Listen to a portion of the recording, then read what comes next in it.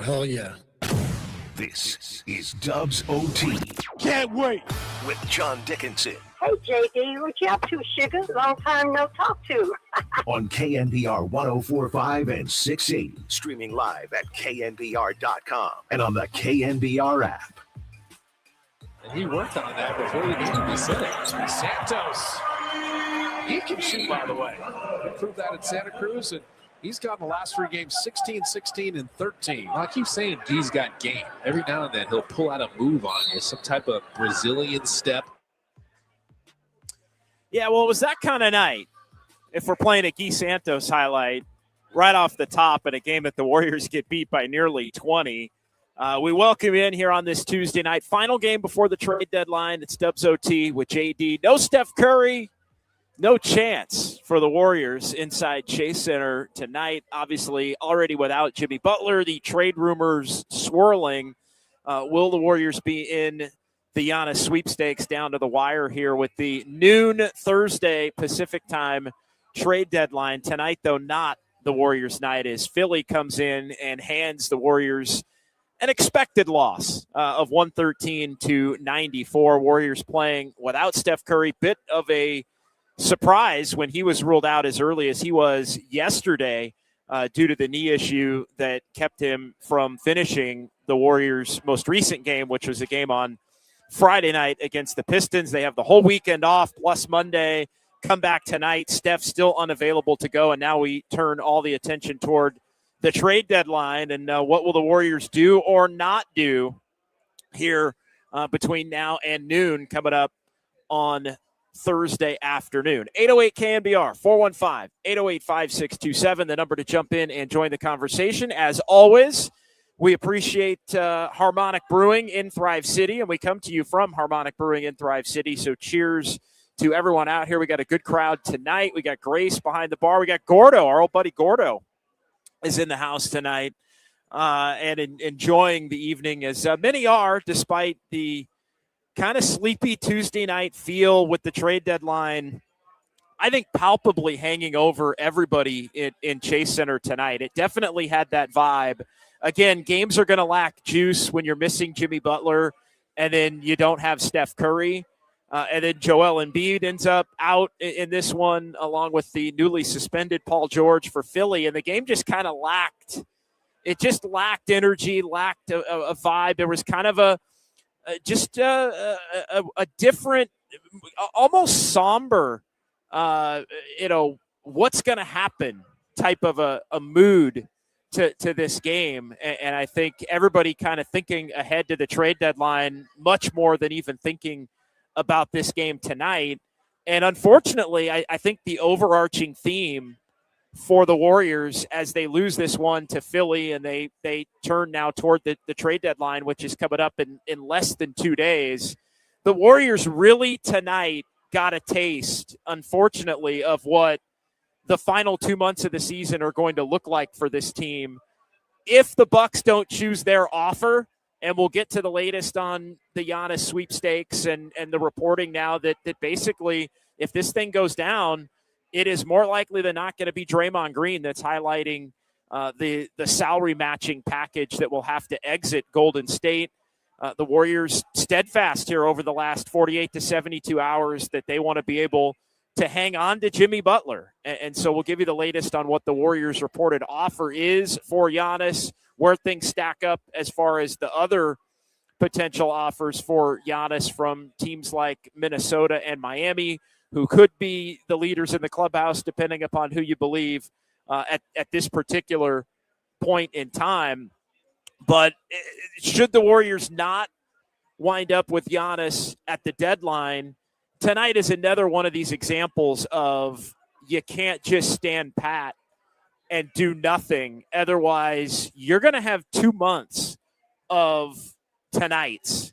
And I know Stephen Curry isn't going to miss every game between now and the end of the regular season, but the reality is Steph isn't going to be able to play in every game between now and the end of the season if he's going to have to carry this team and hold this team up as it's currently constituted. They just don't have nearly enough I give them credit for the spirited play here in the couple of weeks since Jimmy Butler went down. But I think tonight is an example without Steph of just how this thing cannot be propped up without more high-end talent augmenting it here between now and Thursday's deadline in some form or fashion. And look, maybe the Warriors do strike out on Giannis, but the Warriors striking out on Giannis should not, under any circumstances, be a means to just say, hey, this is the team for the rest of the year, and you're going to ride it out with the hope that maybe you could do something in the summer. If you are hell-bent on the intent of keeping Jimmy Butler, which it sounds like the Warriors are, then make a move that can help you between now and the end of this season of a player that potentially could be traded in the offseason, or go try to build the team around Jimmy for next year if you truly are going to wait for him and think that he's going to be able to come back toward December or January or potentially even February of 2027. So 808 KNBR 415-808-5627. Dubs OT with JD here as the Warriors lose this game to the Philadelphia 76ers 113-94. Warriors jump out early. The starters tonight for Golden State, we will give you some general thoughts on this one, although again, the Warriors starters in this game, which featured Brandon Pajemski, Moses Moody, Draymond Green in what could have been Draymond Green's final game with the Golden State Warriors, and we'll kind of get to the scene surrounding that in the pregame and him coming out for his warm-up and all of that. But the starters tonight, Pods, Moody, Green, Horford, and Guy Santos, the first four of that group, Pajemski, Moody, Green, and Horford, were absolutely atrocious tonight. They got their ass kicked all night long by the Philly starters, by the Philly bench players. And it was a night where the Warriors, everybody off the Warriors bench tonight that played before garbage time ended up a positive plus-minus with the exception of Will Richard, and all five Warriors starters, Guy Santos maybe a little bit less than the others that I mentioned, were atrocious in this game. Warriors turn it over 20 times.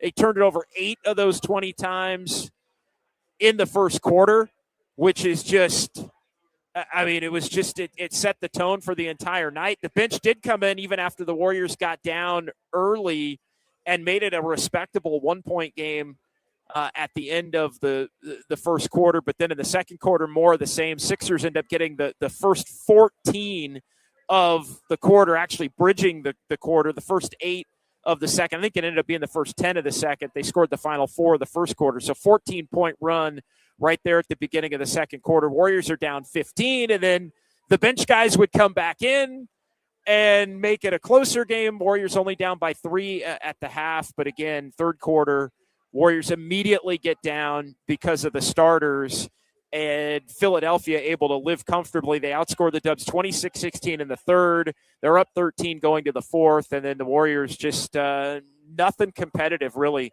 in a fourth quarter where the Sixers wind up having the advantage and putting this game on cruise control. 113-94 is the final in this one. So if you want to react to this one, we can at 415-808-5627. Again, the Golden State Lumber and Showroom text line is open for you.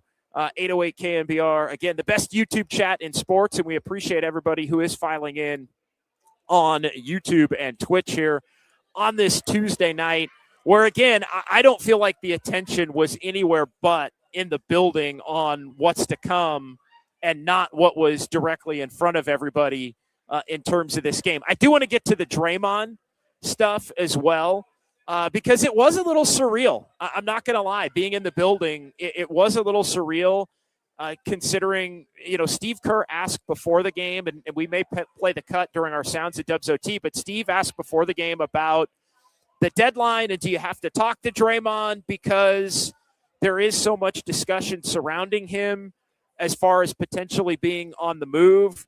And Steve said he has talked to Draymond, talked to him a little bit yesterday, noting the fact that it really is the first time in Draymond's career where he has the potential to be traded and be in the trade rumors. And so there's a lot that goes into that.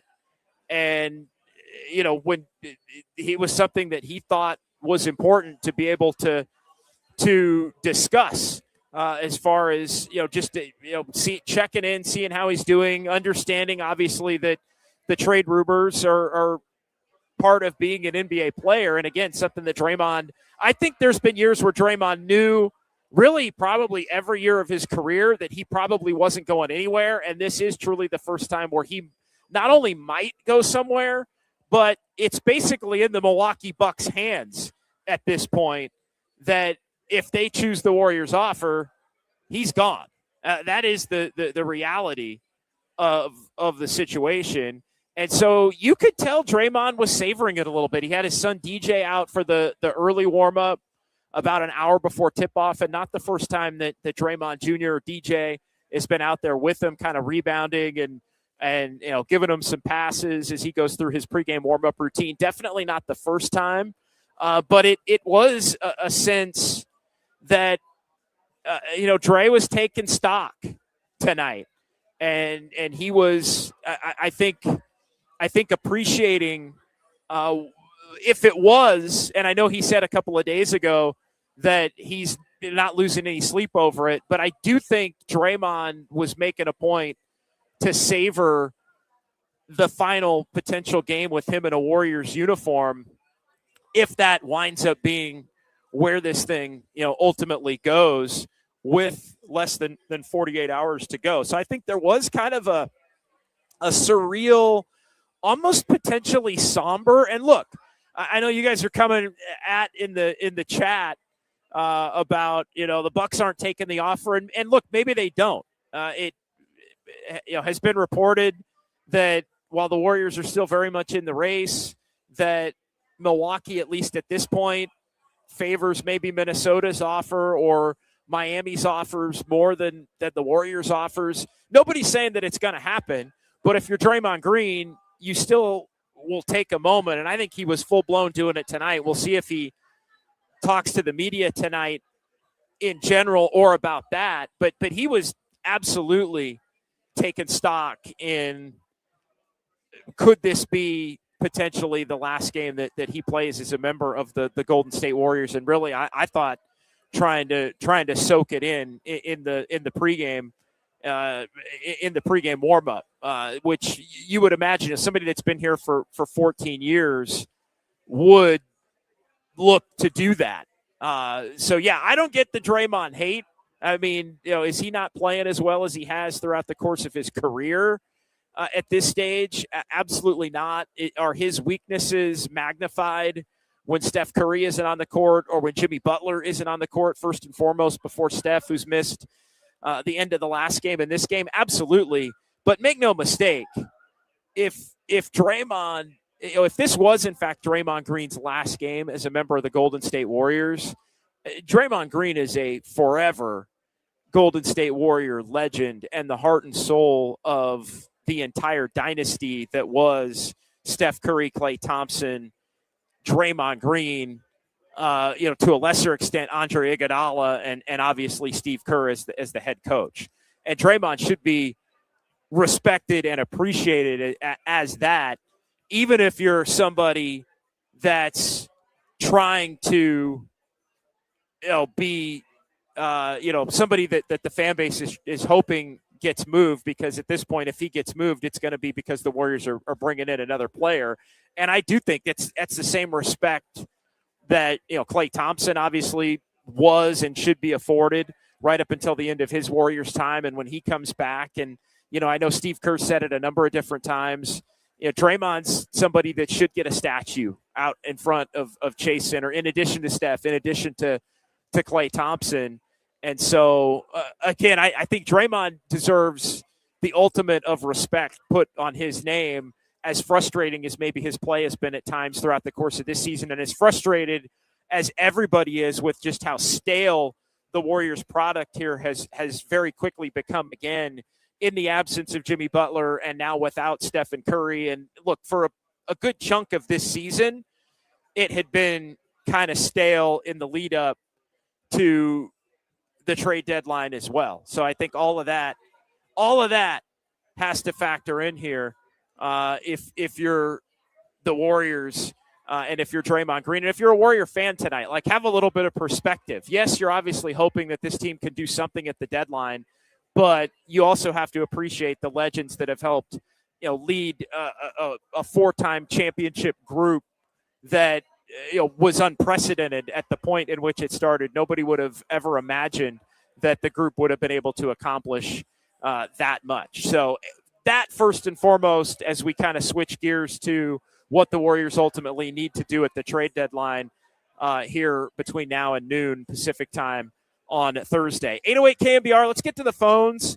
We'll get it rolling here with Rick in Novato, who's going to be up first, our tip-off caller tonight, Dubs OT with JD here on the Sports Leader. A pleasure to be with you from Harmonic Brewing in Thrive City. What's going on tonight, Rick? Thanks for joining JD, the program and getting us rolling here on the recap. Sorry. No, go for it. To kind of recap that night. It was really crazy. It was really great to meet Copes and DPAP and, you and Pat H. Yeah. Absolutely. It was a blast, man. It was a blast. Pat H kind of challenged me. I don't know. A few weeks back, I was ready to give up and just throw away all my jerseys and whatnot. And but he goes, "Why don't you come to a game?" So I decided to, very least see you guys. And so I wound up going to the game, and I bought one of those what do you call them? Chocolate vanilla caps, Old Town caps, but it ended up being a great evening. Somebody gave me a Draymond Green doll on the way out. Somebody bought me a 32-ounce beer. Oh, go ahead. Sorry. No, you had a good night, right, Rich? You had a good night. You had a good night. You had a good time. But it didn't end that way. And it ended up me getting home by 9:30 the next morning. So, somebody bought me a 32-ounce beer. Somebody smoked a doob, and I hadn't smoked a doob in 5 years. And then I finally got out of the game. The game we only lost by 4 or 5 points. I can't remember, but the place is amazing. But I couldn't get up. There was no more Golden Gate Transits to get back home. And another suggestion is make sure you download all your apps before you leave house. But it's a new phone. Thanks, Rich. Appreciate it, man. Have a good night. Thank you for getting us rolling. Yeah, Rich checking in here from Friday night's show. My goodness, Friday night show was wild. Led to, I think, me needing 3 days off, in addition to the Warriors needing 3 days off. Well, I think he just got home from that game. I think that's what he said. He just got home at 9:30 on Tuesday from the Friday evening game here at Chase Center behind me. 808 KMBR if you want to jump in on the phone lines. Let's get to the YouTube chat here as we roll on. Dubs OT with JD here. JC Mack, has Draymond cost the Dubs more championships than wins? LeBron kick, pool punch. Look, they weren't winning a title in 2023. I mean, let's be honest. And you can say, well, you never know. They were the defending champs at that point. The KD issue, 2024. I mean, 24, they were never winning a title. I mean, KD, everybody got hurt at the end of 2019. So, I mean, 2016 is the only one. But I think you could also say how many championships, JC Mack, do the Warriors win if they don't get Durant, and does Durant come if they win in 16? So, and if they win in 16, that's 2. And do they stop at 2? Do they continue to win more? I mean, I think it's kind of a silly premise. And look, here's what I do know. Draymond Green won the Warriors 4 championships. So even if you say he cost him 1, which I think it's fair to say he cost him 1 in 2016, I don't think it's fair to say that he cost him any more than 1, because that 2023 team was not winning a title in my mind. Certainly 24 was not. And again, the 2019 team made it all the way to the finals, and Klay Thompson and Kevin Durant both went down with year, and in Klay's case, 1.5 long injuries that led to their return. So again, I'm gonna push back on that and say he won them 4, and maybe he cost him 1. So as far as I'm concerned, that's a +3. Because let's be honest, Draymond, they don't win any of the titles of the four that they win without Draymond doing the things that he did and playing at the level that he did. John Jay, Draymond had 2 years of elite play. When KD came, he got lazy, even by his own admission, got by on surrounding talent and reputations. The one thing that is fair to say there, John Jay, is that he did kind of give up on what had been an improving offensive game, and I think he never quite got it back. If you remember, he shot 38.8% from three-point range in the 72-win season, and he really became an offensive threat throughout the course of that year and was making teams pay for daring him to hit the three ball from beyond the arc. And when KD came, and if you remember, Klay Thompson said, I ain't sacrificing ish in terms of shots. Steph had to be deferential in some ways to KD. And Draymond, I think, became much more of a facilitator, defensive player of the year type guy who was going to be focused on that and doing the little things than continuing the growth of his offensive game, which I think he had really tried to improve upon since his first year in the league, going back to 2012, 2013. So I would say, yeah, the elite two-way play was definitely a much more short time frame, but the elite defensive play was there throughout the course of the entire 15-19 run, and it was there in 22 as well. So I think from a defensive standpoint, it still very much was there in an elite manner. Even if you want to say he quit working on his offensive game. But I like, is tonight really the night to start flaming Draymond on the way out the door? I mean, my goodness, I'm actually a little bit surprised at some of the frustration and angst and negativity that's being directed towards somebody who, again, helped this Warriors team win 4 championships. And we don't know that it's the last game. In fact, it's probably more likely than not that it's not Draymond Green's last game with the Warriors as far as maybe way things are trending, from the deadline here from, with less than 48 hours to go. But man, put some respect on Draymond Green's name. I'm actually kind of surprised, to be perfectly honest, that people are coming at Draymond on this night in the manner that they are. We'll keep it rolling in the chat though, regardless, and let the people speak their piece to it. From John Jay, do you think if Dre gets traded, there'd be a statue one day besides Steph and Klay? 100%. I think there would be. Absolutely. It was all three of them. It was the Splash Brothers and Draymond. I mean, it was Steph and then Klay and then Dre and then the three of them. And again, they don't win any of them without the others. I mean, yes, Steph is the all-time great and the number one and the leader, but none of the three win the 4 rings without the other 2. So I think in that manner, they're all linked. And you look at the beautiful basketball that they played, the two-way basketball that Klay Thompson played, in addition to being one of the all-time great shooters in NBA history, to go with Steph and changing the game and the unanimous MVP and the back-to-back MVPs and everything he did, 400 three-pointers in that season 10 years ago.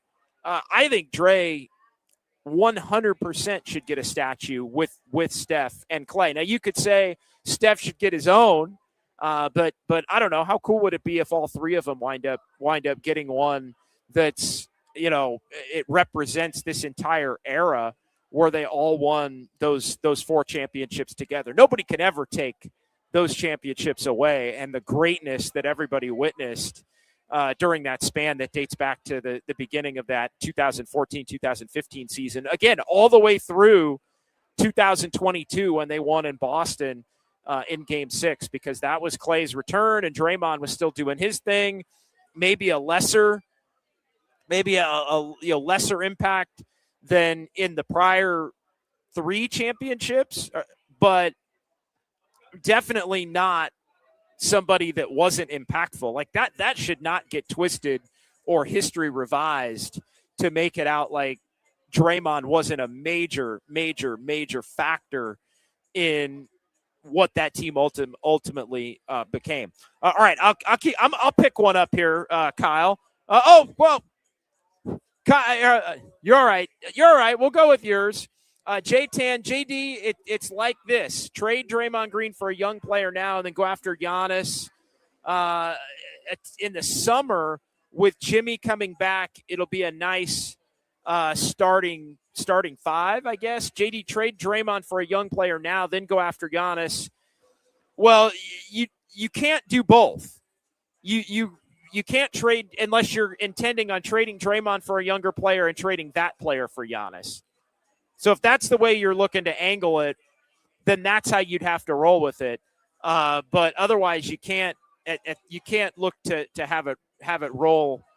You can't be, unless you want to trade Jimmy. You could trade Draymond now for somebody else and then trade Jimmy for Giannis in the summer. But again, a big part of the reason why the Warriors don't want to look to move Jimmy is because they're going to use Draymond in the deal. And I think Milwaukee potentially would rather have Draymond in the deal than Jimmy. I think that's been the underreported and underdiscussed component to this, is not necessarily the Warriors choosing that they want to keep Jimmy and wait for him to come back and move on from Draymond. Although, again, you could make the case if you have Draymond, or if you have Giannis, why then do you need Draymond? And Jimmy coming back is a different skill set, obviously, than Steph and Giannis. And so those three would be more complementary of each other than, say, Steph, Giannis, and having Draymond Green have the ability to come back. But you can't have it all. You got to put Draymond in the deal for Giannis now. Again, I don't think you can get Giannis if you're the Warriors in the summer. I think you've got the remaining time here between now and the trade deadline to get that job done if you're the Warriors. And I think if you can't get it done before Thursday at noon, even if the Bucks hang on to him, I don't think the Warriors have any chance to get Giannis come the summer. All right, let's get a couple of more here. 808 KMBR, 415-808-5627. Steve, 700. Winning teams don't last forever. You always start over. 25-26 Warriors is a waste of money and time. Starting over to clean up this mess is going to be brutal. But again, Steve, I would say to you, starting over, what do you want your start over to be? Are you saying tear it down to the studs? Are you saying start the rebuild now? Or are you saying move Draymond for Giannis and start over in that way? Because I think everybody would agree with that. It is going to be a brutal teardown when it comes. But I think what the Warriors are hoping is that they can get Giannis with Steph for a couple of years, and he'll want to come, and the Bucks will want to do the deal with them, and that'll give them 3 years of both of them, a couple years with Giannis maybe as the headliner, and then you're kicking the can down the road, let's say 5 years or so, and then you look to rebuild it at that point, because you don't want to be in a position where you're rebuilding before then, because your picks are going to belong to the Milwaukee Bucks at that particular point in time, and then that puts you in a real bad spot. Do we have time here? Do we need to take a timeout here, or can we roll? All right, let's roll with Danny in Vancouver before we get to the top of the hour here. Dubs OT with JD. What's going on tonight, Danny? You're on the Sports Leader. Hey, JD. How are you? Hey, what's up, Danny? I'm doing all right, my man. How are you? Good. Enjoyed you earlier today with Greg, just parsing through the whole trade scenarios, reviewing all the options. So that was great earlier today. Enjoyed you and Greg on. So thanks for that. Thank you. Thank you.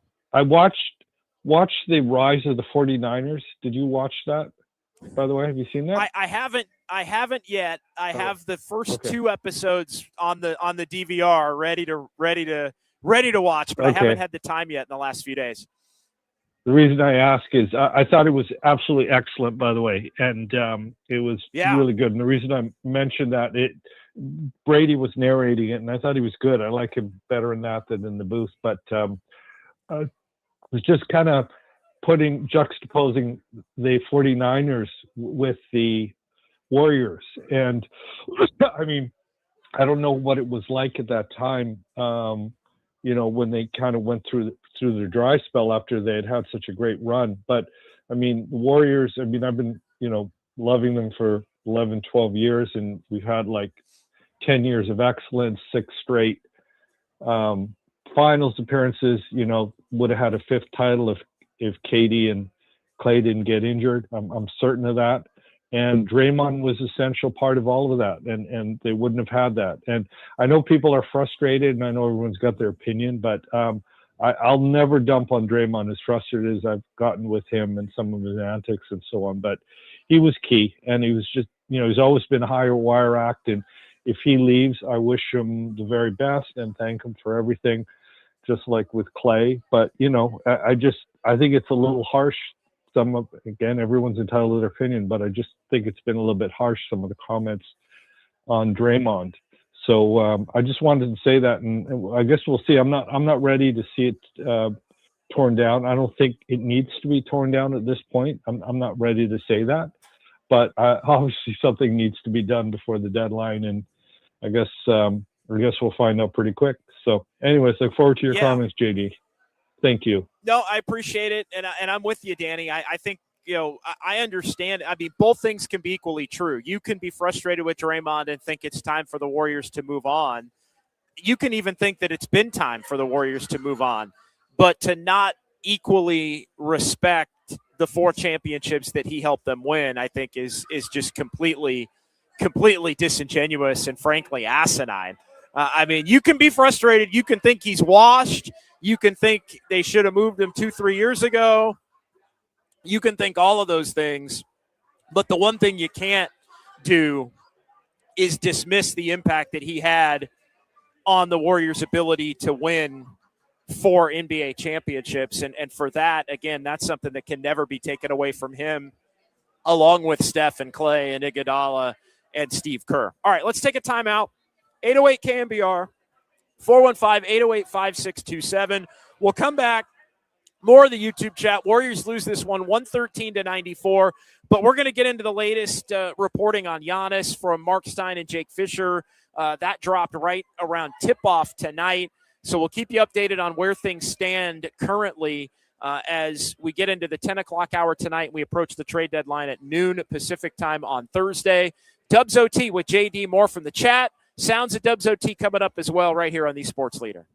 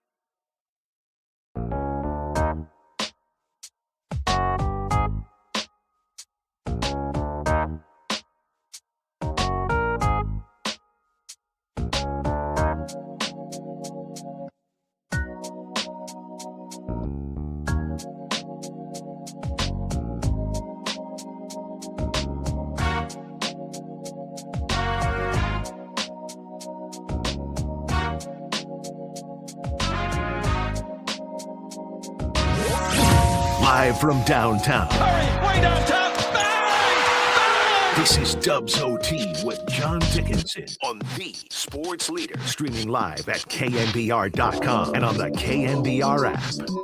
Clock at 7. Okay, now wait a minute. Melton hit the deck there. Pat Spencer to beat the buzzer and hit the 3. Melton got knocked over and threw a bullet pass from his backside. That's the new play. Get knocked down by Pat.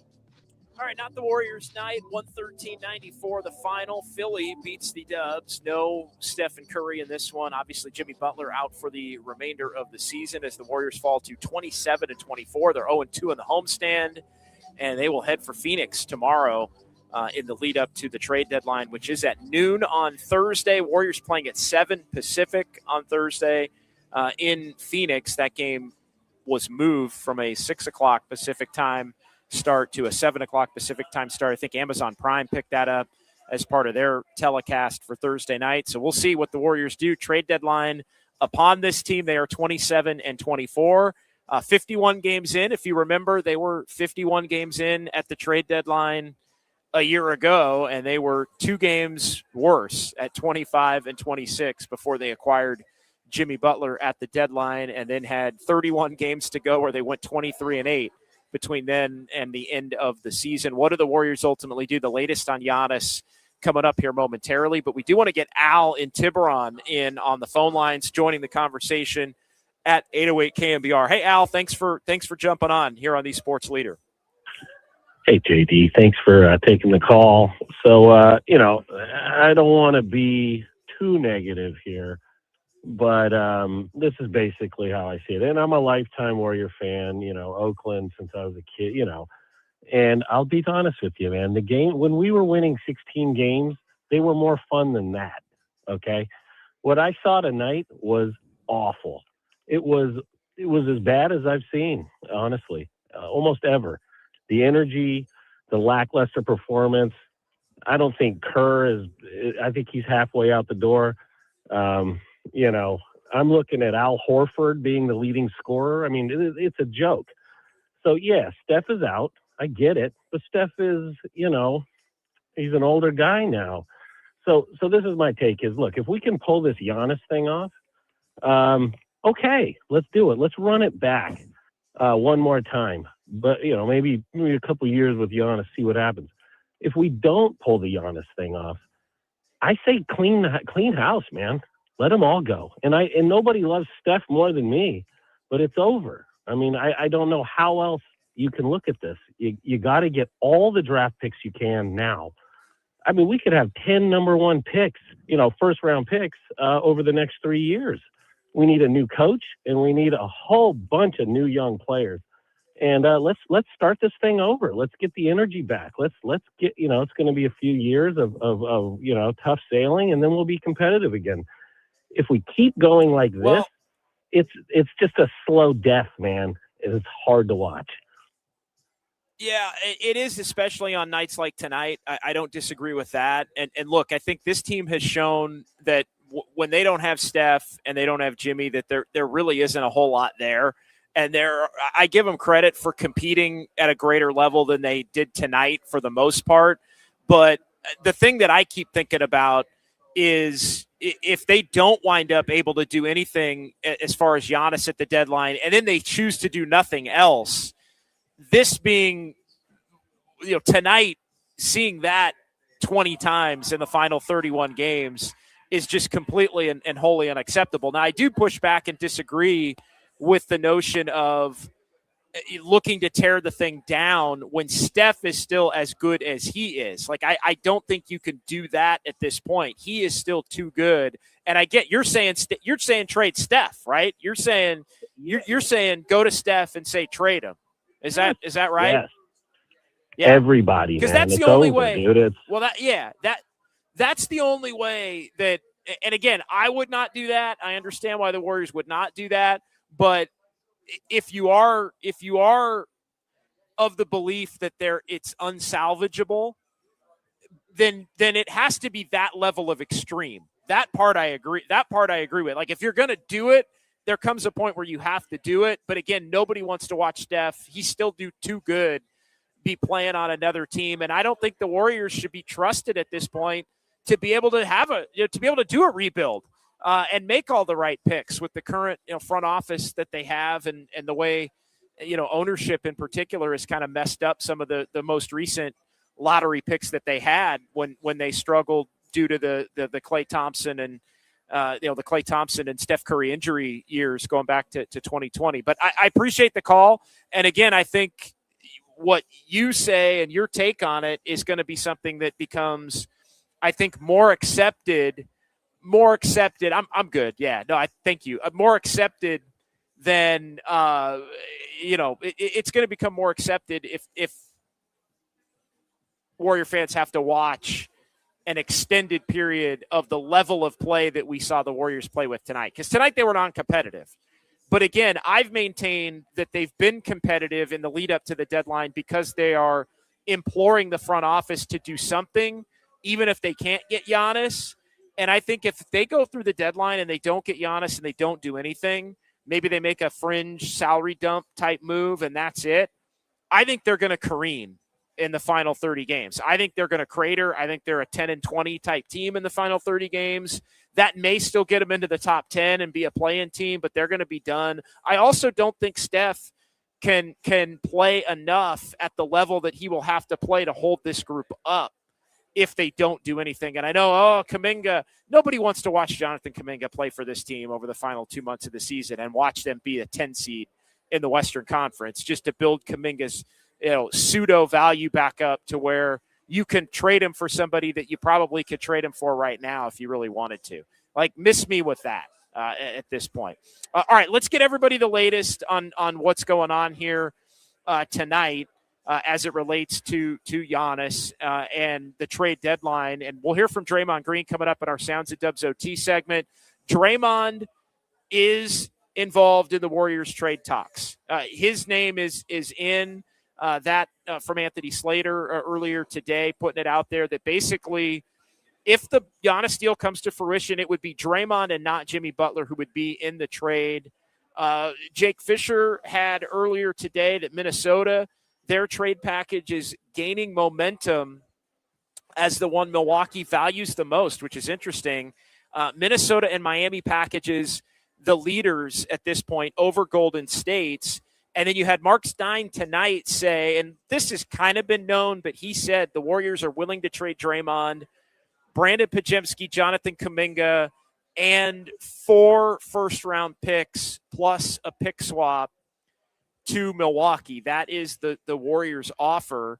And, again, he doubled down on what he's had out here for the past couple of weeks, which is that the Warriors are more inclined to move Draymond than Jimmy Butler. They'd like to keep Jimmy Butler. They'd like to get Giannis and finish the season with him and then bring Jimmy back at some point next year and look to eventually build the thing around Steph with Giannis and Jimmy Butler.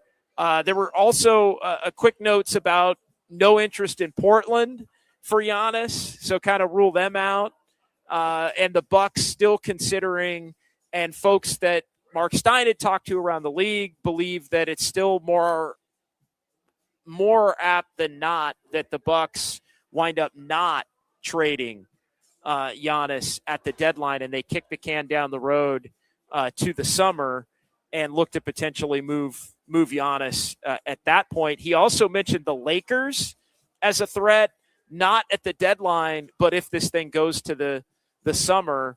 And again, Miami's offer can get better. Minnesota's offer potentially could get better. The Knicks' offer could get better. The Lakers could jump in and join the fray at that point. We've already talked about the fact that San Antonio, Houston, and OKC, if those teams don't win the championship, could get into the mix at that point in time.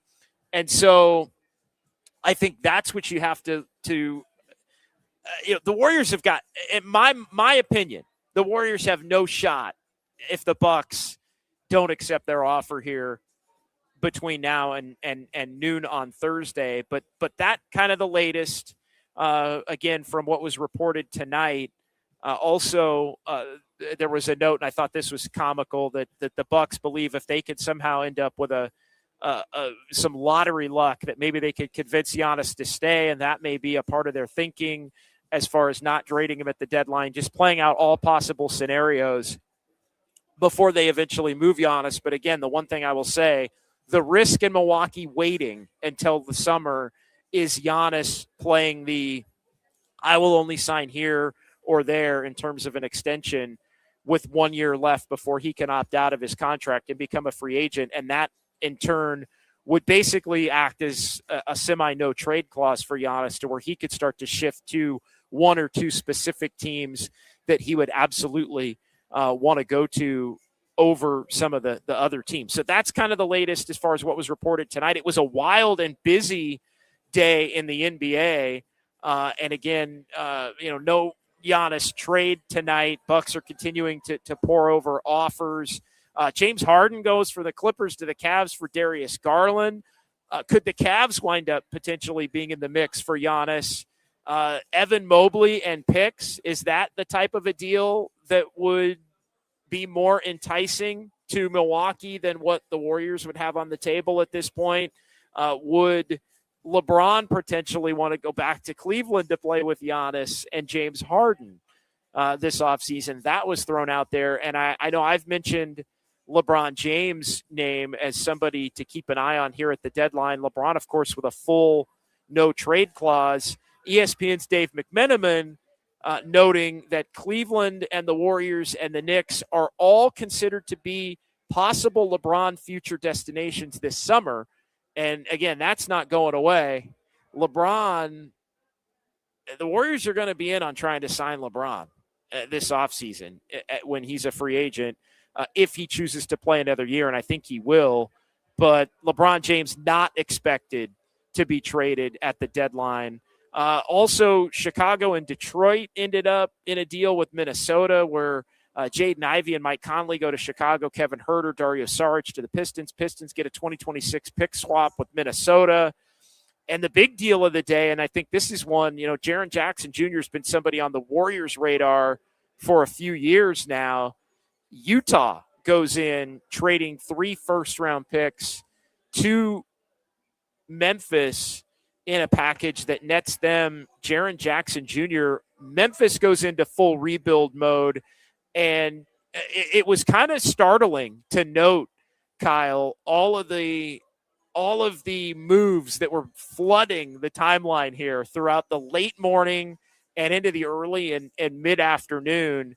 It leads to the point that Gene brings up, and I'll put Gene up on the screen here. The Warriors need a plan B.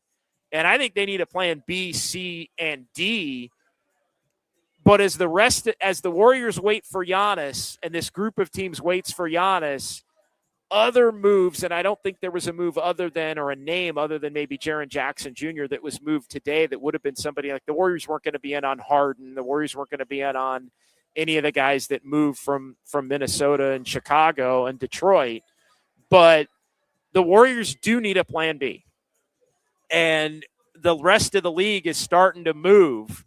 And you don't want to get left in a moment where other things that you would be considering can't happen because you're paralyzed by waiting for this Giannis outcome. And again, I understand why you want to wait for the Giannis outcome, but the reality is you don't want to get passed by some of the other potential options that could be available. And so that becomes, I think, a more difficult type situation. But I've said it, Kyle, and I'll continue to say it. To me, I think Giannis is going to get traded by noon on Thursday. Again, nothing expected to go down tonight or even in the early part of tomorrow. And the Bucks, of course, could still choose to wind up keeping Giannis through the deadline. But and I've said it, what are the plan Bs to kind of go back to our buddy Gene? I would re-engage on Trey Murphy. I would re-engage on Michael Porter Jr. I would look to facilitate a trade for Giannis if Giannis is in fact going elsewhere. It all gets back to the point that I've made a million times, which is the Warriors have to be willing to move on immediately in the blink if they believe that Giannis is going to be headed elsewhere, or if, in fact, Giannis for sure is formally headed elsewhere. And, again, I get it. We don't know. Does Brooklyn move Michael Porter Jr.? I know there's been a lot of talk and things that even I've heard independently is that Brooklyn might look to sign him to an extension because they don't have their own draft pick for next year. And so they might just try to avoid being so bad that because they don't have their pick, it isn't going to benefit them for not having their pick. So they want to try to be as good as they possibly can, even if it's mediocre. Do you pivot off of the 4 firsts and the pick swap for Giannis if Giannis goes, and then you re-engage on Trey Murphy and blow the Pelicans out of the water with future draft capital? I find it hard to believe that the Warriors, if Giannis is still on the table, would look to do that. But again, at some point you have to be forward thinking. And at some point you have to understand the landscape. And just because it's not officially over, you have to be able to weigh your odds and not myopically believe that something that isn't realistic to come to fruition for you is still going to happen, and have that paralyze you from being able to look in another direction, which can help this team in the short term between now and April, May, and also help this team for next year when you look to get Jimmy Butler back into the equation, because this year should not independently wreck the ability for next year to be a season where the Warriors can do some things. So that's kind of my thoughts on all of the latest here as it relates to the Giannis trade rumors. And again, what goes down. Do you think he ultimately gets moved at the deadline? I do. And again, what are your plan B, C, and D? In the YouTube chat, feel free to chime in if you want to jump in and join the conversation at 808 KMBR. You're more than welcome to do so. And also, I'll throw this out there too. If Draymond Green, this was his final game with the Warriors, how should Draymond Green be remembered? I think it should absolutely be as a freaking champion and a dog and frankly a top 3 to 5 all-time Warrior. Really, I think a top 3. I think it's got to be Steph, Clay, and Dre, man. Like, they got to be your 1, 2, 3 in terms of impact and bringing the most to the franchise. I mean, let's not forget. I mean, the Warriors used to be the Sacramento Kings, man. Like, the Warriors were the Sacramento Kings in 2009. Like, I mean, and then Steph comes, and then it's Clay, and then it's Dre, and they basically turned into the 90s Bulls for, about a decade, at least an 8-year run at a minimum. They turned into this version of this century's version of like the 90s Bulls, and Draymond was a major part of that. All right, let's get some more chats here before we get to our next time out. If you want to jump in and join the conversation, 808 KMBR. Appreciate everybody here in the YouTube chat and all the callers we've had here to begin the show. I fear the backup strategy will be do nothing, deflect, and deny. I'm going to just say it right now, and this isn't going to be new for those of you like Danny in Vancouver who heard me on with Greg Silver earlier in for Papa. The Warriors cannot do nothing. It is completely and wholly unacceptable if the outcome of this is no Giannis, no other trades, Jonathan Kuminga's back, talk about optionality. I mean, that is a way to get nobody to give a rip about your basketball team for the last 2 months of this season, because you're not going to be a playoff team.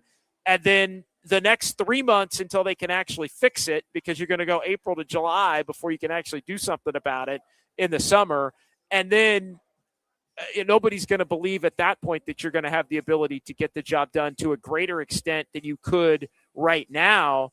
And so to me, and I think that's where it relates back to tonight's game and the Warriors losing 113-94 and being so, I don't want to say a team as void of talent was gutless, but there was no competitive spirit or fight tonight from the Warriors, which I think was embarrassing. And you cannot afford to have that team play out the final 2 months of this season. People are just going to lose interest, And I think in many ways it's interest that can't be gained back until July, or interest that can't be gained back even until a year from now when you get whoever you're going to get in the offseason, and then ultimately Jimmy winds up coming back at this point a year from now. Jay and Gilroy, before we get back into more chats here on Dubs OT. What's going on, Jay? Oh, nothing. Just chilling on the bed, man. Listen to you. Cool. Appreciate it. Cool, man. So the way I feel is, Giannis comes here, it's a big splash, but, all in all, this team is so poorly constructed. I mean, just look at tonight for evidence. I mean, they only went to the free throw line twice in the whole game. Philly went to the free throw line 21 times. I mean, my God, this team, the highest scoring players on tonight's game was Spencer and Santos. I mean, our team just is so poorly constructed. There needs to be a total rebuild. I love Steph, but get rid of the pieces that we got. Go the OKC route. Go the San Antonio route. Heck, Dallas is going to be completely rebuilt before, you're not going to win with Giannis. We don't have enough to get us over the top. It's just we really look pathetic out there. Thanks for the call. I am stunned, Jay, and thank you for the call. I am stunned, and I'll bring Kyle Haar back in here as well. I am stunned at how many people on a nightly basis we get that are just like, blow it all up. It's over. I'll accept it. I cannot accept that with Steph Curry still playing at the level that he's playing. And to me, if you get Steph and Giannis and you keep Jimmy, even if Jimmy's not going to be coming back until January, I think you can figure out the rest of it. I really do. I think you can. And again, can you win a title? I don't know. But you can get back to that level where you're competing and getting into the second round and potentially a conference finals if you can stay healthy. And I don't know. I am not to the point of blow it all up and look to trade Steph and do the complete rebuild. And I don't know why anybody would trust this Warriors front office to go through that kind of rebuild over trying to continue to build around Steph freaking Curry, like who fell in Joe Lacob's lap. Joe Lacob didn't draft Steph Curry. Joe Lacob inherited Steph Curry. And, Joe Lacob hired a bunch of great people who helped them build the team that they ultimately built. And Bob Myers helped them, get Kevin Durant. And it's not – I'm just stunned, Kyle. I really am. I am surprised at how many people are just willing to tear the thing down to the studs at this point, including trade Steph. Well, for me personally, I would not be in any rush to rebuild because, half the season is, more than half of the season is going to turn into unwatchable games. You want to watch that crap for 2-3 seasons? No, when you could just have Steph for 2 more years right. and be a playoff team, it's. It's like I'm taking crazy pills. The rebuild. It's like I'm taking the crazy pills, Kyle. The rebuild will come, but I think we shouldn't be in a rush to rebuild. I feel like we should prolong it, prolong Steph's career and the Warriors' success for as long as we can. And yeah, there might be a time where Steph is on this team and we're looking at the trade deadline and we're like the Bucks where we're 11 under or whatever they are and the 12 seed in the West, right? And then that would be a discussion for that. But right now, no, I am not in a rush. Not at all. To me, you try to do everything you can. You try to get Giannis if you can't. To me, you should be going right down your list of the next best players that you believe potentially can be attainable, and you just move on from there, one to the next, to the next, to the next. All right, let's do a couple of chats. Keep Curry, but everyone else is on the chopping block. Read the Steed. Yeah, I mean, Steph for life, but how much longer can he trust the front office? I think that's a great question, Dom. How much longer will he trust the front office? And what are the internal conversations? Is Steph, and I know there was a story tonight from the Ringer about just where Steph sits in terms of everything. But I wonder how Steph can account for continuing down this path of being a play-in team for another 2 to 3 years, if that's the amount of time that he has left in the league. Ian J., if the Bucks don't take the offer, I would pivot to Murphy or Michael Porter Jr. ASAP. 100% agree. I would give up Kuminga, Podziemski, and 3 first-round picks for Trey Murphy. And I bring Trey Murphy in. He would infuse a ton into this team for this season. Does it mean you're anything more than a first-round and out team for this year? No. But I think now you have another building block. And again, remember, in this scenario, Jimmy is still coming back. And you don't have to trade Draymond in that scenario either. So you potentially have Steph with Trey Murphy. You still have Draymond. You still would have Melton and Horford in theory for next year. And you would have Jimmy Butler coming back, and you can look to augment the roster around those guys. So to me, that is giving yourself a chance for the future. And look, if something bigger and badder comes up, Trey Murphy is on a $25 million a year contract here moving forward. He is somebody that easily could be traded in a package for somebody else. Hell, even if Giannis doesn't get traded, you could trade for Trey Murphy and then potentially trade Trey Murphy in a package for Giannis if he really, if it got to that point in the summer. Although, again, I don't think the Warriors have any shot at getting Giannis in the summer. I think their shot is getting him in the next 36 hours, basically, or what is it, 38 hours, 37 hours and 30 minutes, I guess, to go here before the trade deadline. All right, let's do 2 more. We'll take a timeout. We'll get our sounds at Dubs OT. Andis Brown, according to Sam Amick, he said the trade offers have been underwhelming and the Bucks are sending counter offers. I wonder what's the Warriors offer that's underwhelming. Well, if you go by Mark Stein, Andis, and I did read what Sam reported on earlier, to me it's a matter of I don't think Kuminga, Podziemski, Draymond is enough. If I'm Milwaukee, I would want maybe Moody 2. Maybe the Warriors are not doing 4 picks and a swap. They're just doing 4. Like, I think the Warriors, because it's a negotiation, are not tipping their final and best offer all at once. But I think at some point the Bucks go to everybody and say, hey, this is our best offer. I also think, again, the Bucks, Andis, control a lot of this in terms of, is it Jimmy? Is it Steph? Is it Jimmy? Is it Draymond? Not Steph. Apologize. Freudian slip there. Is it Jimmy? Is it Draymond?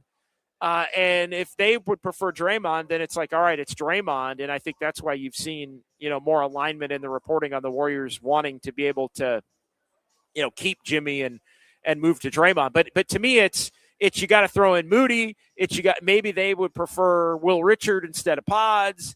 Maybe they would prefer another pick swap. Like, maybe they want you to take a couple of bad salaries back and give maybe they want you to take Bobby Portis and you don't want to take Bobby Portis. Maybe they want you to take Kyle Kuzma, and you don't want to do that. So to me, based on what's been reported, it's Draymond, Kuminga, Podziemski, and 4 firsts. The 4 firsts that the Warriors are allowed. And I guess it would be 28, 30, 32, and 34, or 26, 28, 30, and 32 would be the picks, I believe, that would be the firsts. So that, I think, is what would be the underwhelming part potentially, Andis. All right, one more and then a quick timeout. Hey, Beerman, if I was Giannis, I wouldn't want to play for the Warriors. When Steph retires, the cupboard is bare. Well, here's the thing. And it's been noted that Miami and Minnesota have Giannis's ear a little bit more, or is more appealing to Giannis potentially. Giannis has to look at the plight that has been, where Steph Curry has lived here in the last 2 to 3 years. And he might think, hey, I could go play with Curry. It would be awesome for 2 to 3 years. But then I'm going to be in the same position Curry's in when he retires. And do I want to live at that point 2-3 years of bleh, as they try to figure out what the next move is and be the number one in, an aging number one with Steph gone and a franchise that's proven itself to not be super aggressive and looking to build the entire thing a proper way. He can look at the way Steph's been done and say, I don't want that in 3 years. And I think that's fair to account for as he evaluates, does he want Miami? Does he want Minnesota? Does he want New York? Does he want the Warriors? Again, Milwaukee has to want the Warriors offer, and Giannis has to want to come to the Warriors. Both things have to be equally true for this thing to get done. And again, I think it has to get done here in the next 30. I'm okay. Thank you. In the next 36 hours and 30 minutes. Let's take a timeout. We'll come back and we'll get our sounds at Dubs OT. 808 KMBR, 415-808-5627. More from the YouTube chat. We'll wrap this thing up here right around 11 o'clock as Dubs OT rolls on right here on the Sports Leader.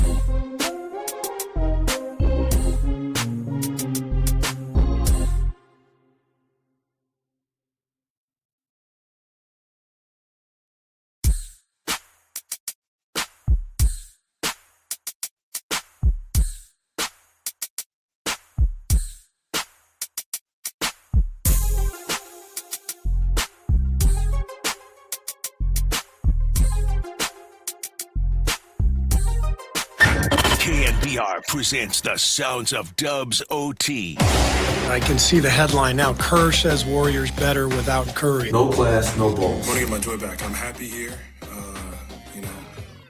off the court. Now here's John Dickinson. Well, nobody is going to think that the Warriors are better without Curry. I'll tell you that. Not if you watch the game tonight, and not if you watch the bulk of the games that the Warriors have played over the course of this season without Steph Curry. They do lose tonight to the Philadelphia 76ers, 113-94, the final from Chase Center. Rough night for the Warriors starters, rough night for Draymond Green, Al Horford, Moses Moody, Brandon Pajemski, all as the Warriors only score 94 points. Their high-scoring player tonight, it was a tie between Guy Santos and Pat Spencer, who had 13 apiece. That is a rough night if you're the Golden State Warriors to have that be, those two players, but that amount of points be your high in an NBA game of 13. Also, again, the other story of the evening is everybody awaits the trade deadline, which is coming up here on Thursday at noon. Do the Warriors get Giannis, or do the Bucks go in a different direction or hang on to Giannis through the trade deadline into the summer?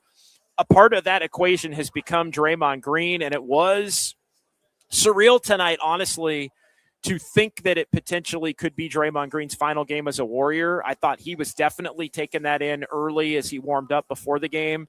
Should it be the case? Because all intents and purposes, it's a matter of if the Giannis trade comes to fruition, Draymond Green is going in the deal, and it will not be Jimmy Butler and his injured, potentially expiring contract for next season. So Draymond, a key cog, obviously, in the Warrior dynasty, could be on the move. And so that was really the 1A story of the night, really beyond all the trade notes and everything that went on earlier today. So we're going to make that kind of the theme of our Sounds at Dubs OT tonight. So we do have a couple of Draymond Green clips coming up here. Before the game, we heard from Steve Kerr, and so we'll play this. Steve kind of updated the working relationship that's in play between Mike Dunleavy and the front office and Steve.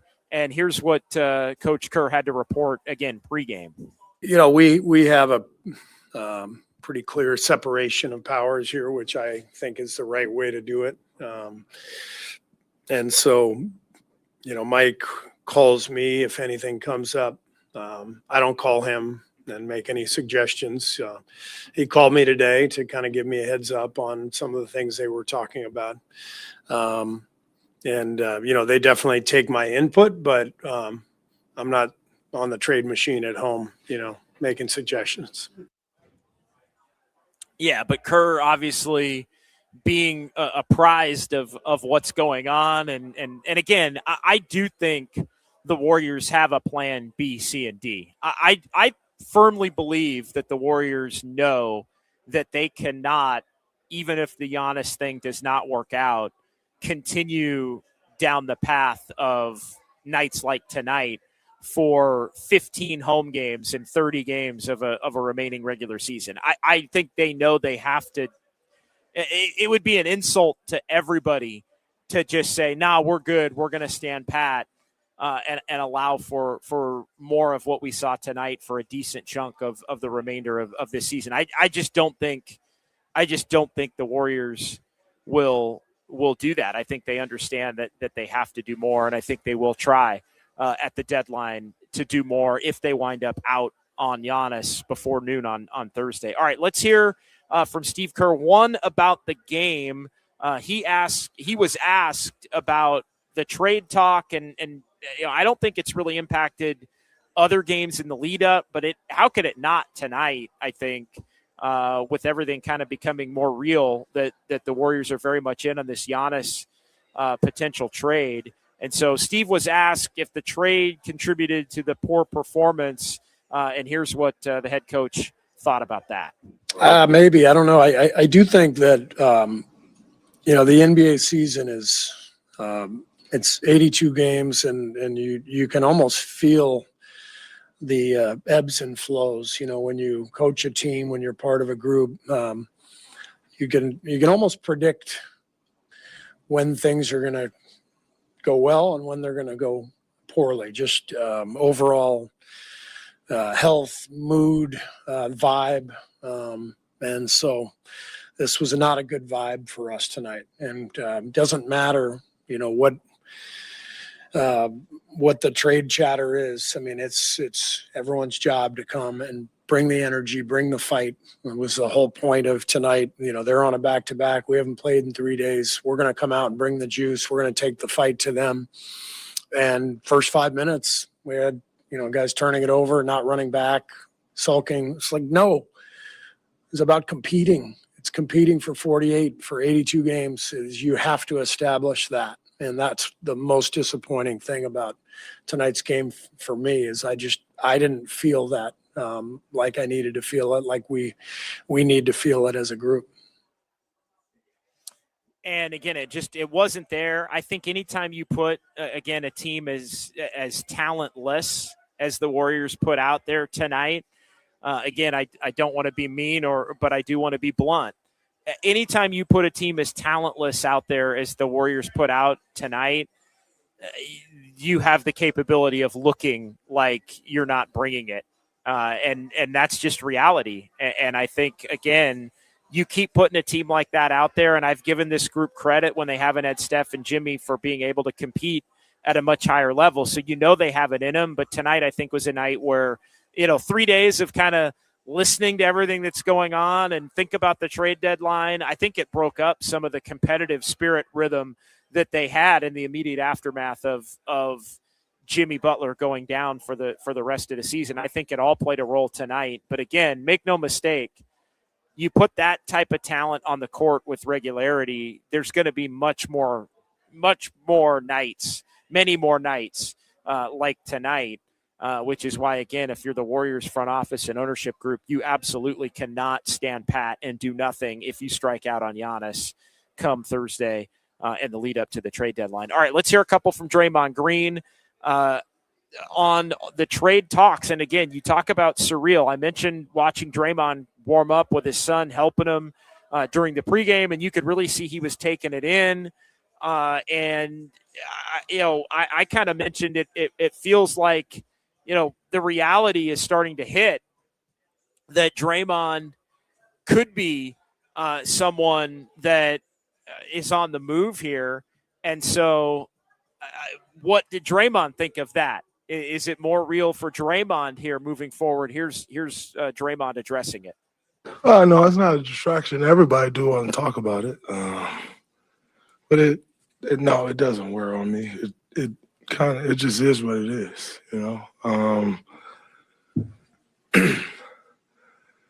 I'd say over the last couple of days it's gotten more real to me, but it doesn't wear on me.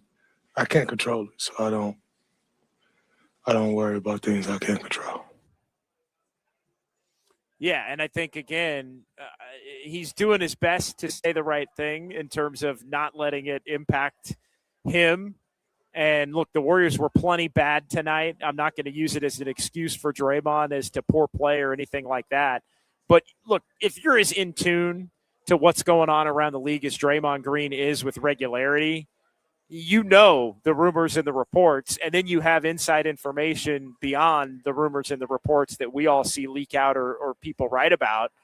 And so I think he understands the fact that, hey, this thing's basically in the Bucks' hands. If the Bucks say they want to accept the Warriors' offer, then I'm gone.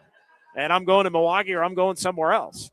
And, again, you can't control it. All you can do is go out there and play as he did tonight.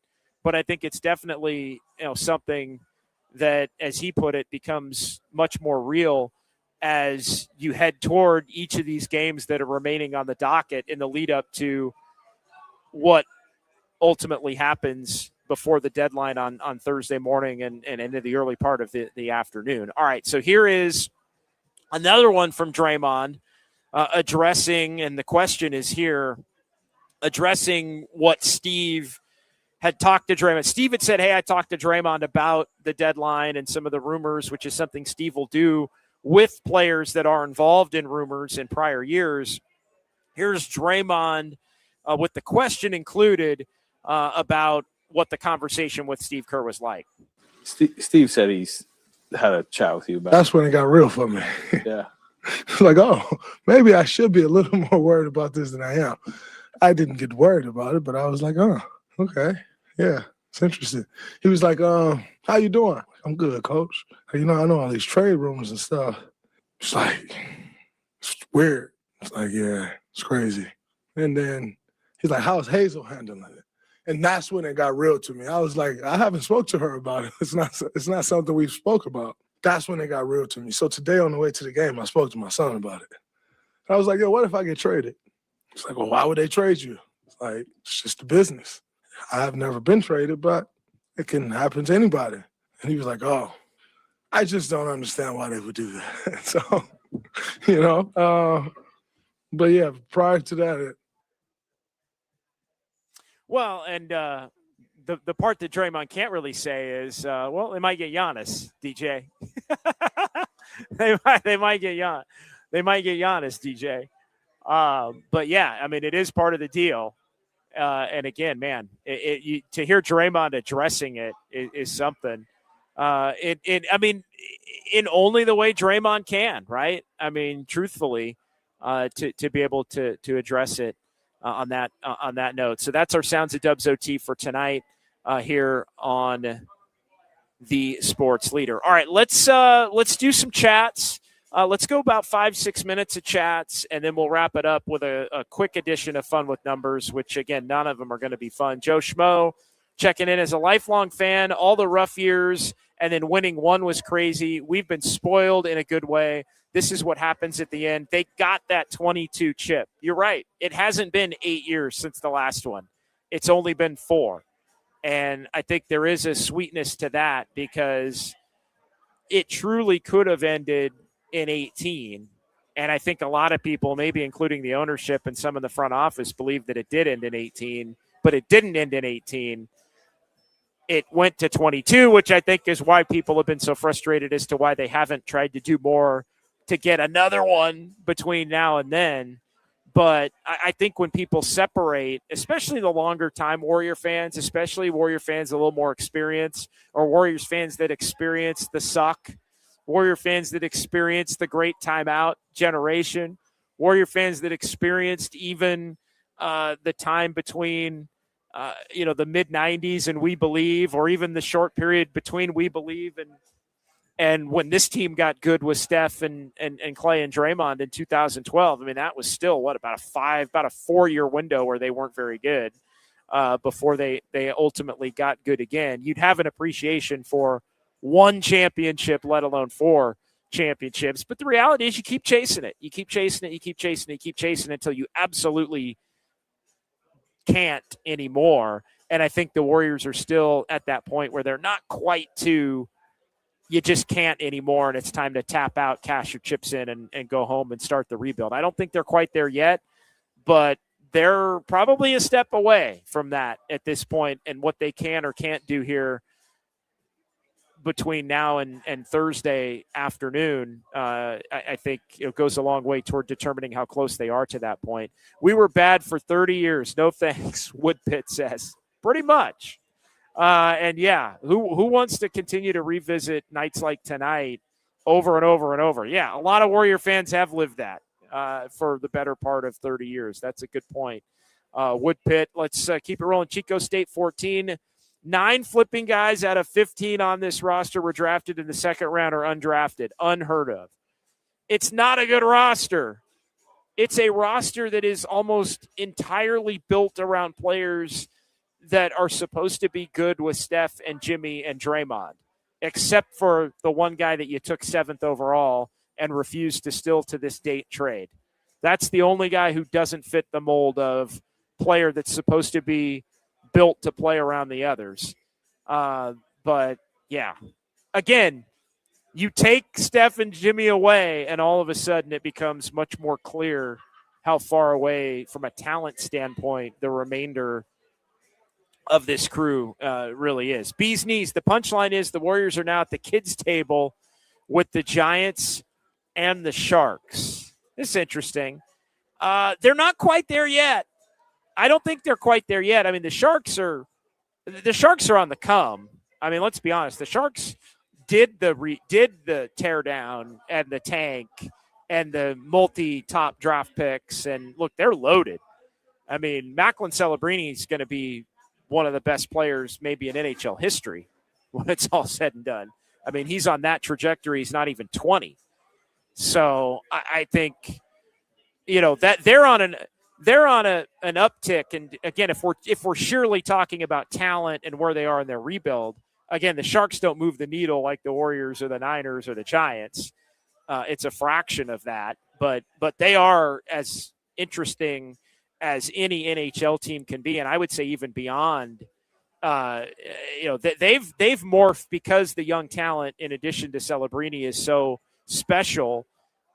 They are a cut above the typical, I would say, quality NHL team that's a good story, but it still dwarfs the Warriors and the Niners and the Giants, especially the Giants when they're good. Absolutely, I mean they make it look incredibly small by comparison.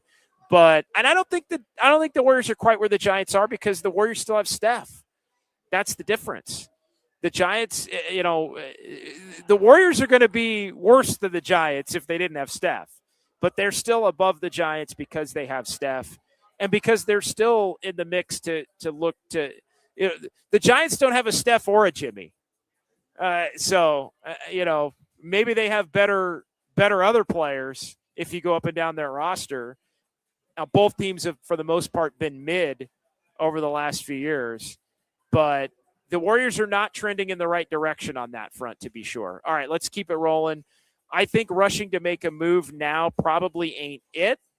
Well, you're not rushing out of panic. You're rushing because you have a freaking plan, Reed the Steed. It's again, I used the example of last year. Their number one option was Durant, and they thought they had the deal done. They did have the deal done for Durant. Then Durant didn't want to come. They pivot to Jimmy. And the backup plan wound up in many ways maybe being better than the original plan, at least up until the point Jimmy tore his ACL a couple of weeks ago. So I think the Warriors, I don't know that they would be rushing out of haste or out of panic to be making a move at that point.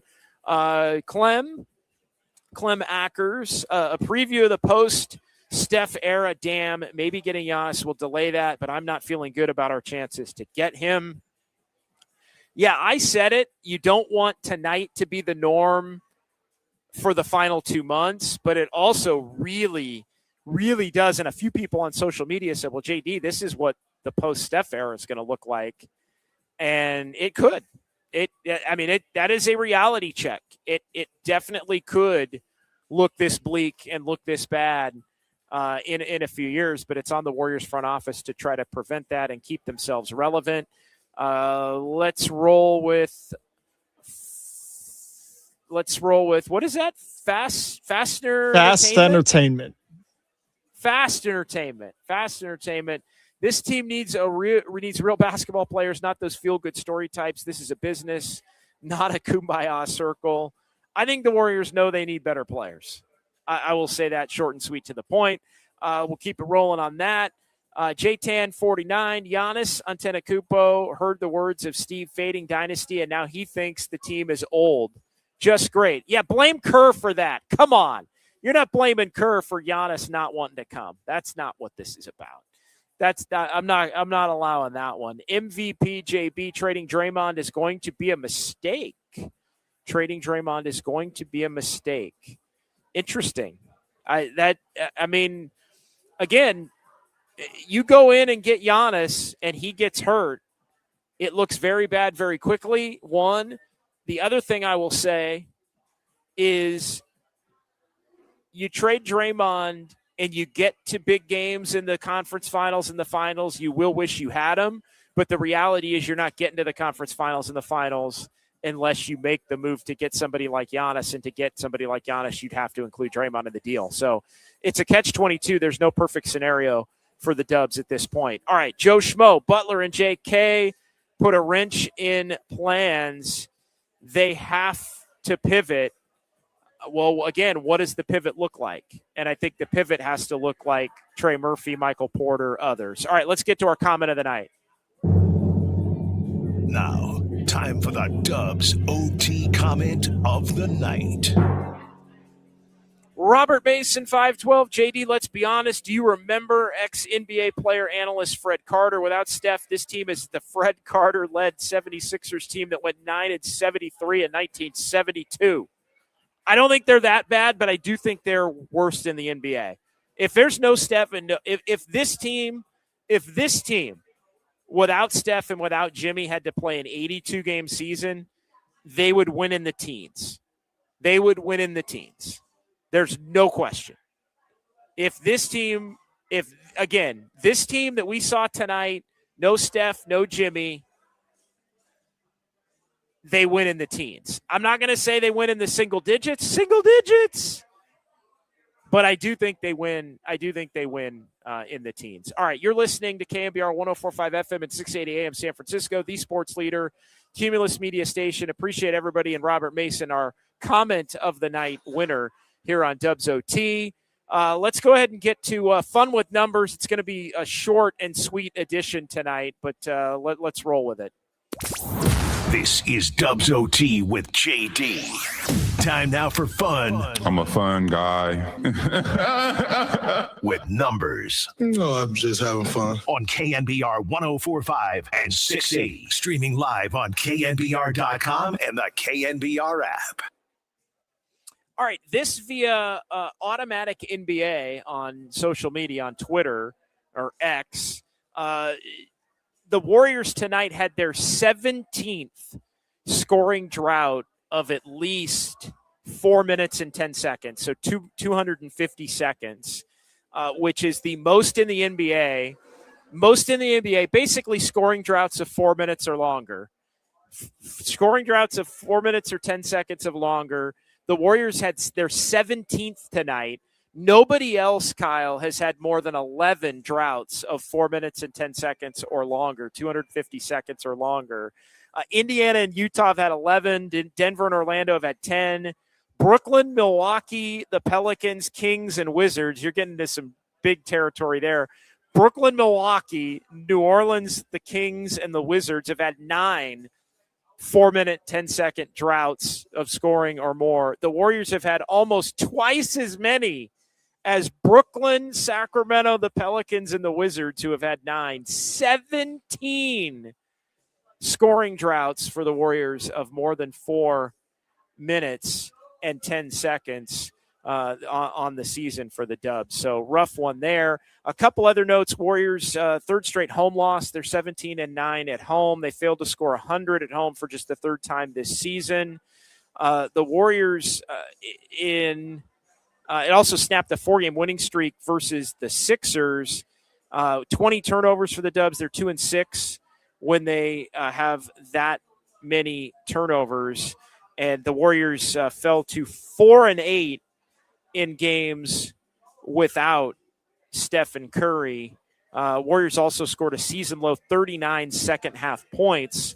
They scored 41 the night before Thanksgiving against Houston, but only 39 in the second half. All right, that's going to do it for us. Kyle Hart, big thanks to you, my man. Big thanks to Jordan Pratari. Saw Jordan around the Daly City studios. Overnight Dave in there hanging out. Anybody I forgot tonight in Daly City? I think you got them all, but I'm sure by the time we speak with the community here on Thursday, it'll be either really good or really bad, but we'll see. Yeah, and join us immediately following the Warriors and the Suns. We'll be with you, and, of course, we'll be talking what did the Warriors do or not do. That one will be coming your way right around 9:30 on Thursday. Big thanks to Grace and to Chris out here at Harmonic in Thrive City. Ready to party or crash out on the 5th, Douglas Mikes pointing out.